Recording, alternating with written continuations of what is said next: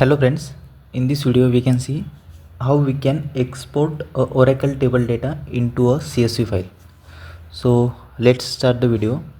So firstly here we are open our Oracle SQL Developer. So in this SQL Developer I just display the data of one of table EMP table. So here we can see the employee table data is displayed and I need to export this data into a CSV file. So for this, here we can simply in our result click on right click and click on export.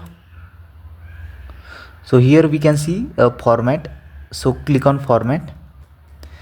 In format we can select here CSV, and after that we can choose a file path here. So I choose here desktop, and in desktop I need to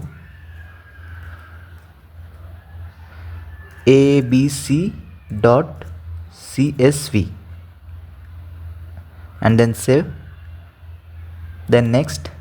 So here finally finish. So then I'm going to desktop. Okay, so here we can see a abc.txt exported file. I just simply double click on this file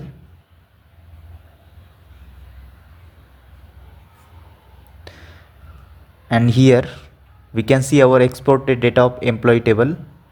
So using this way we can simply export any Oracle table data into a CSV file.